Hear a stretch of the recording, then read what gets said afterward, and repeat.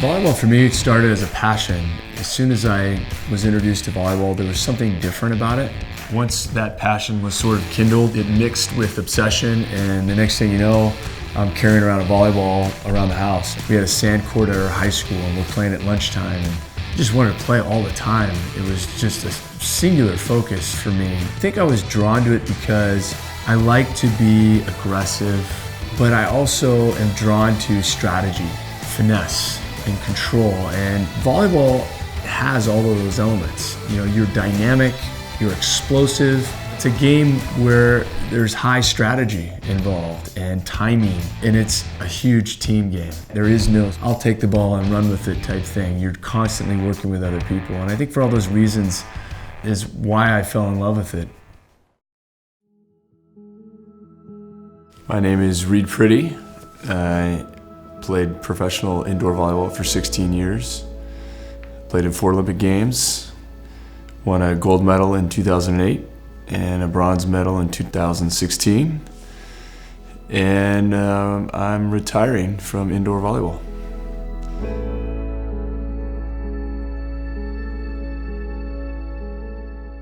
Leading into this last quad that concluded at Rio, I knew it was sort of the end of the road for me in indoor. It was just the right time for my family to transition and stop sort of globe-trotting on a large scale in terms of 8-month seasons abroad.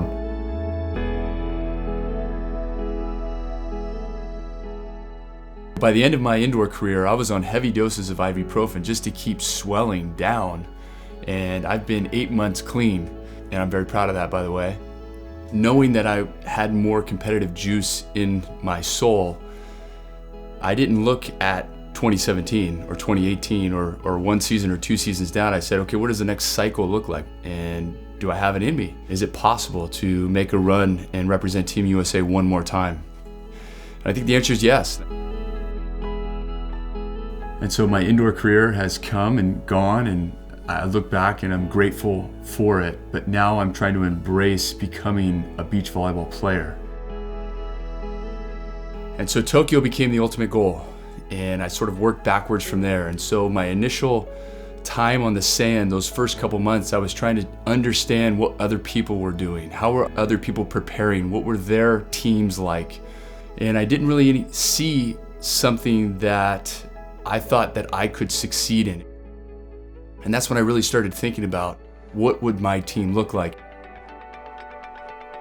Initially, the first 2 roles were very clear to me: a body optimizer and a data analyzer. Being an older athlete, I think it's critical to constantly be diligent on helping your body recover. And so as I go through this transition and have this, massive goal of trying to reach Tokyo, I knew that having somebody that was solely dedicated to my body and has worked with me before was critical. My name is Misao Tanioka. I am originally from Tokyo, Japan. I am a certified athletic trainer. Majority of my career, I've been in a collegiate setting. The past 3-4 years, I've been involved in a professional level. What's great about Misao is that she is so well-rounded. She has studied a ton and understands basic athletic training, but has gone on to learn dry needling techniques, Grastons, deep tissue massage, ART, all of these different ways of trying to treat the body.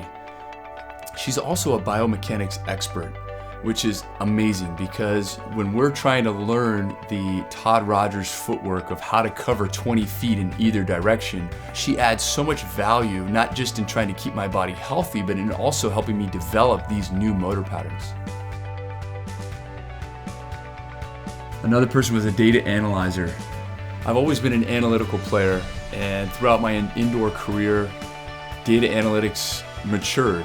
There were actual metrics, Olympic standards, and benchmarks. And so in transitioning to beach volleyball, I wanted to have similar benchmarks. Time is the most valuable commodity. We don't know how much of it we have. And I want to know exactly the points that I need to be attacking and hitting and focusing on. So it's really, I think nowadays, it's about working smarter. I think there's a lot of people who are willing to put in the work, put in the hard work, but is your work directly impacting, like we call them, the big rocks. What are the 2 to 3 big things that if we get better at these, everything else falls into place?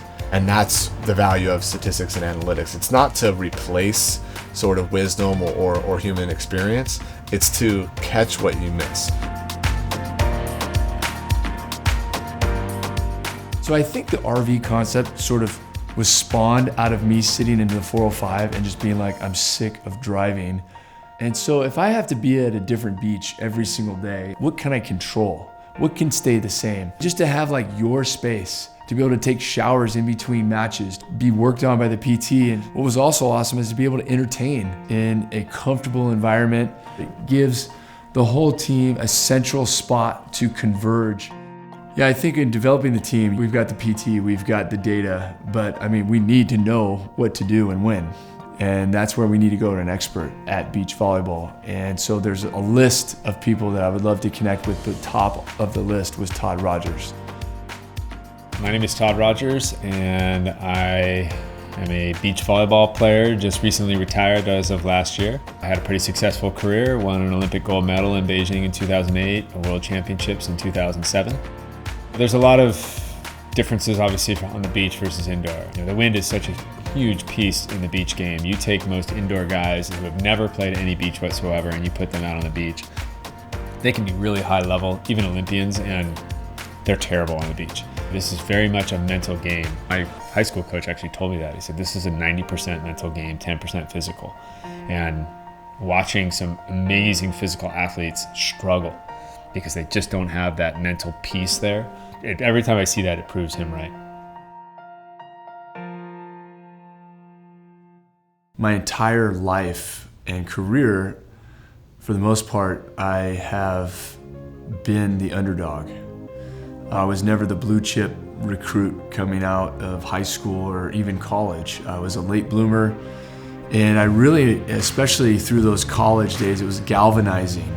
Just that sort of underdog spirit and identity. It was part of who I was and how I'd operated the first 22 years of my life. And so to take on this challenge, I feel right at home.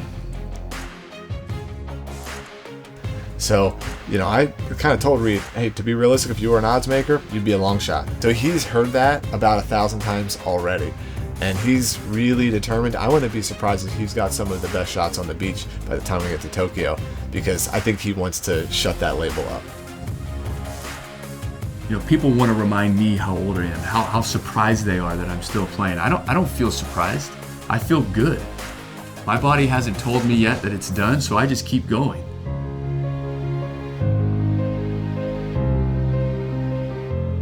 I've always believed that volleyball is underdeveloped. And I think there's a general sense within the community that it could be so much more, but why isn't it? What we don't have, especially in North America, is a consistent storyline to really sink our teeth into as fans. The national team is on TV for maybe 6 to 8 hours a year, the AVP the same. So how are we supposed to, as fans, engage with a sport that we only get to see 16 hours a year? And now as I embark on this new adventure en route to Tokyo 2020, forming this beach team, trying to hack beach volleyball and speed up the learning curve, I'm ready to share it and allow people a full and complete storyline. I own my story, and that's what I'm starting with, but the absolute, undoubted vision is to be able to tell thousands of stories. Clearly what we're trying to accomplish is bigger than one person. And it's been ridiculous, the amount of support that we've gotten, but we need your support. And the way you can support is simply by engaging. That's what I am drawn to, is greatness and people who are striving to be great. I think that's you, the community. Together, we can reach our max potential.